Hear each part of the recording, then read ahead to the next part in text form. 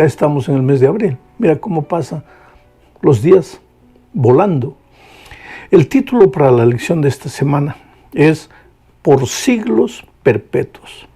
Tú sabes que el tema de todo el trimestre es la promesa, el pacto que Dios hizo con el ser humano después que el ser humano se metió en problemas por causa del pecado. Lo primero que tenemos que entender es ¿qué es el pecado? Porque la mayoría de nosotros tiene el concepto de que pecado es hacer esto, pecado es hacer lo otro, pecado es no hacer esto, no hacer aquello. Quiere decir, nosotros entendemos el pecado solamente en función de lo que hacemos o de lo que no hacemos, de lo que pensamos o sentimos o de lo que no sentimos o no pensamos. Pero eso también es pecado, porque Juan dice que el pecado es la transgresión de la ley, o sea, la desobediencia a las instrucciones divinas. Eso finalmente es el pecado. Pero en primer lugar, básicamente el pecado es rebeldía, el pecado es separación de Dios, porque ya estudiamos en las lecciones anteriores que Dios nos creó para vivir con nosotros, con el ser humano, la más linda experiencia de comunión, de amor con Él. Dios no nos creó como robots programados para obedecer, como máquinas. Dios nos creó para vivir con nosotros la más linda experiencia de amor. Infelizmente, Adán y Eva se separaron de Dios. Decidieron escoger su propio camino y ese camino era camino de muerte. Y al alejarse de Dios, lógicamente se metieron en problemas porque Dios era la fuente de la vida.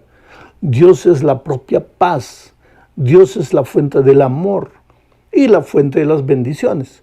Cuando el ser humano se separa de Dios, pues ahí se mete en problemas porque en lugar de vida encuentra muerte.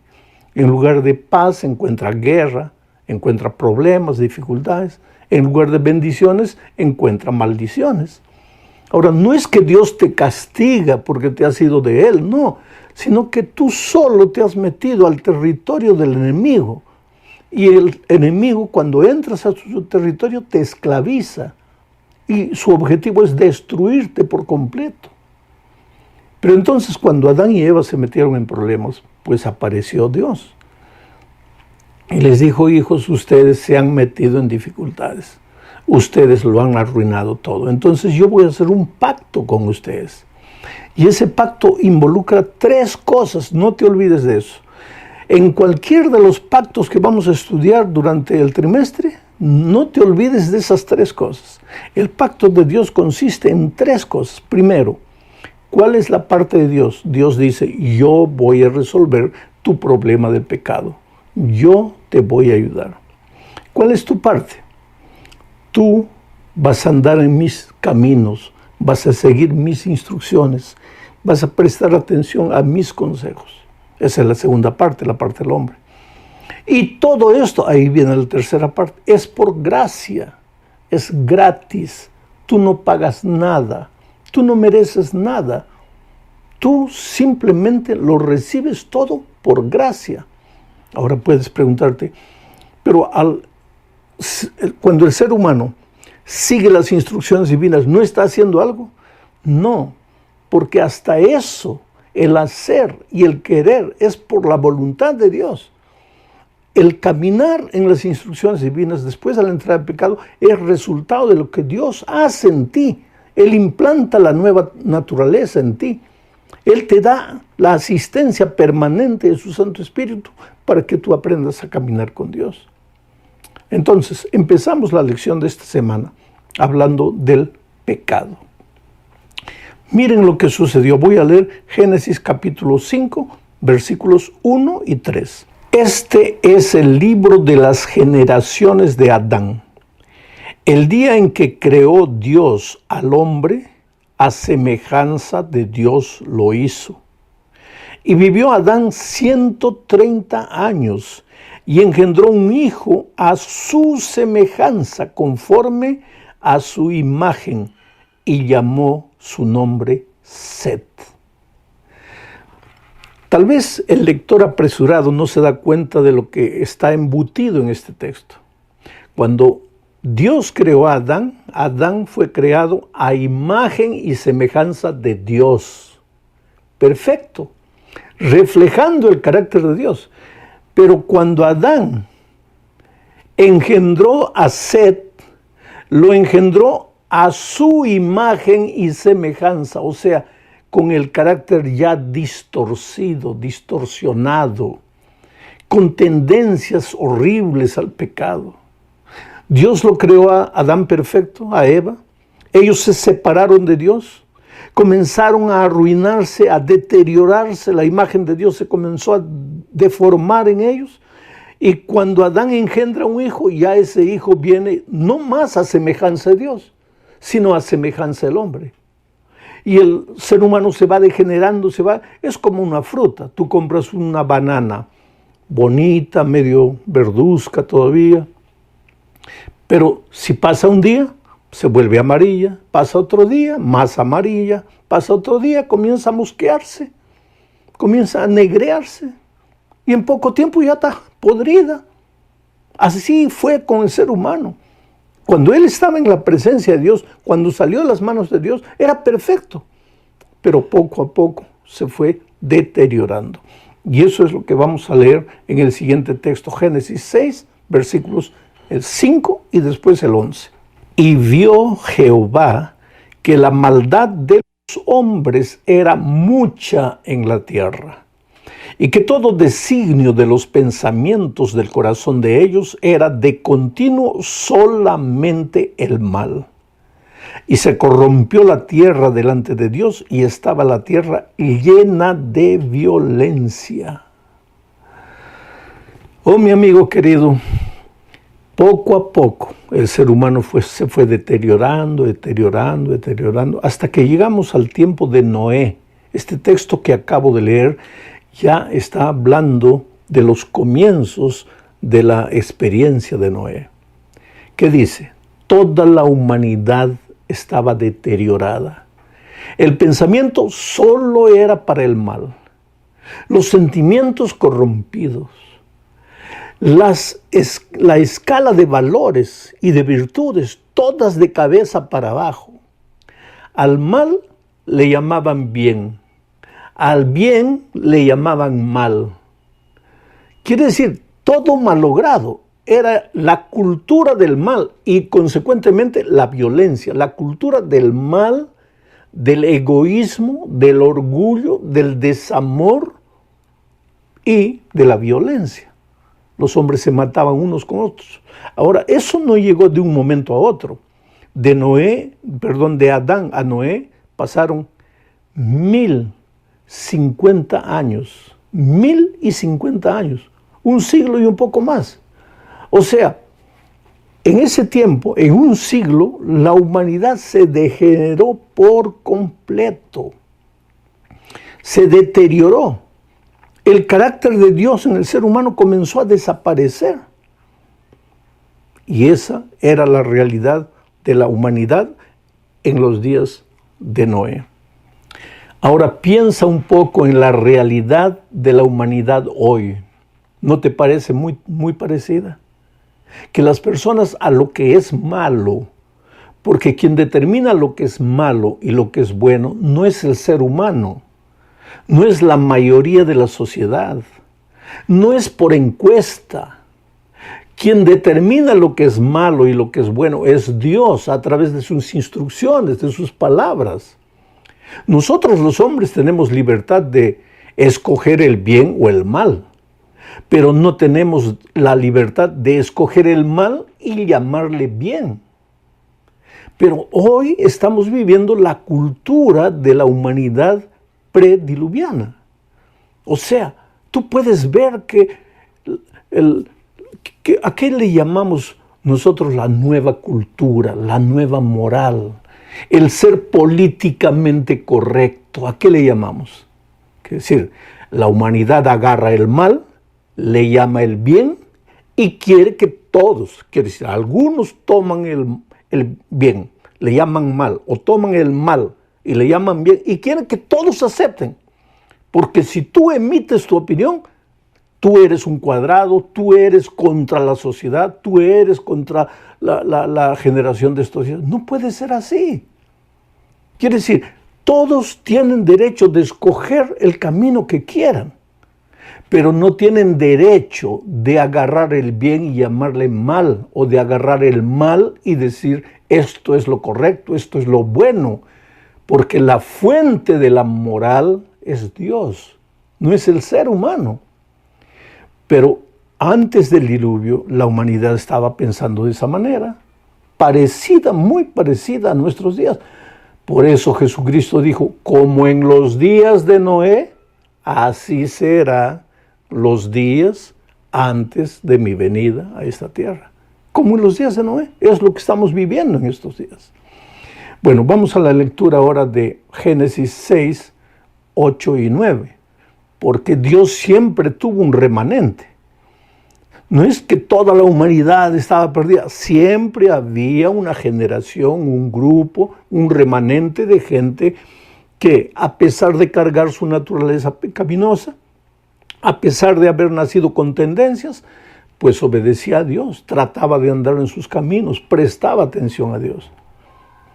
Y había un hombre antes del diluvio con estas características. Génesis 6, 8 y 9 dice, pero Noé halló gracia ante los ojos de Jehová. Halló gracia, escucha la palabra gracia. Estas son las generaciones de Noé. Noé, varón justo, era perfecto en sus generaciones. Con Dios caminó Noé. Interesante, en medio de toda la humanidad deteriorada moralmente, donde los hombres escogían sus propios caminos y querían que todos aceptasen los caminos equivocados que ellos escogían. En medio de esa generación surgió un hombre llamado Noé. ¿Y qué dice el texto? Dice que Noé encontró gracia a los ojos de Dios, porque solamente por gracia eres salvo y solamente por gracia puedes andar en los caminos de Dios. Y Noé caminó con Dios, anduvo con Dios, y como resultado de no separarse de Dios, de vivir cerca de Dios, en comunión con Él, ¿cuál fue el resultado? Fue un hombre justo y perfecto en sus generaciones. Un hombre justo y perfecto. ¡Qué maravilla! Si Dios pudiera venir hoy y decirnos así, tú eres un hombre justo, tú eres una mujer perfecta. Y no es porque Noé no haya cometido errores. Noé una vez se emborrachó y quedó desnudo en la calle, ¿ah? Y todo el mundo se burlaba, sus propios hijos se burlaban.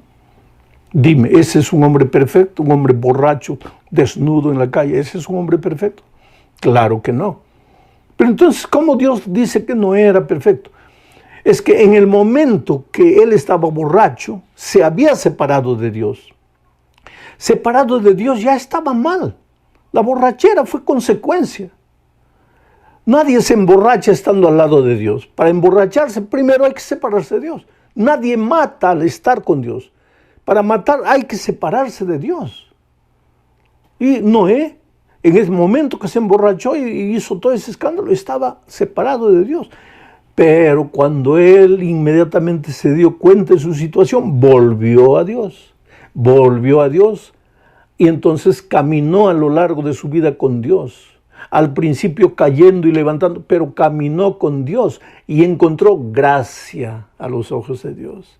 Y la gracia involucra el perdón y al mismo tiempo el poder para que tú vivas una vida perfecta. Qué cosa maravillosa. Quiere decir que si Noé pudo ser perfecto, tú también puedes ser. ¿Por qué? Porque tú también puedes volver a Jesús y encontrar gracia en Él. Bueno, Dios hizo un pacto con Noé antes del diluvio. El diluvio iba a destruir toda aquella generación. ¿Por qué? El diluvio iba a destruir toda aquella generación. Ahora, ¿por qué? Yo no voy a filosofar en este momento contigo. No voy a querer entrar al pensamiento de Dios. Yo no voy a querer explicar los misterios de Dios. Pero te voy a hacer una ilustración. ¿Por qué Dios, la fuente del amor, destruyó o permitió que un diluvio acabase con la humanidad todo. ¿Por qué? Te voy a hacer la ilustración del brazo y de la gangrena. Si estás con gangrena y vas al médico, dime, ¿el médico quiere matarte o quiere salvarte? ¿Cuál es la función del médico? En estos días de pandemia, yo veo médicos llorando, enfermeros, enfermeras llorando, porque no pueden hacer más, porque no pueden curar, porque no pueden sanar a las personas que están muriendo. Yo veo al ser humano, a los médicos, a esos hombres y mujeres dedicados al cuidado de la salud, y yo los admiro realmente. Sabes, en la familia yo tengo algunos sobrinos médicos, algunas sobrinas enfermeras, yo los admiro. Y en este momento, haciendo un paréntesis en todo lo que estoy diciendo, yo mando un abrazo cariñoso a todos los médicos del mundo, no importa la raza, la generación, la religión, la región donde están, yo los admiro. Nosotros como humanidad no tendremos palabras para agradecer por lo que ustedes están haciendo. Están siendo instrumentos poderosos en las manos de Dios para llevar alivio al ser humano. Entonces vuelvo a mi ilustración. Cuando tú vas al médico con el brazo gangrenado, el médico hace todos los exámenes y llega a una conclusión. Y te dice, mira, tú has venido demasiado tarde. No podemos salvarte el brazo, pero podemos salvarte el cuerpo.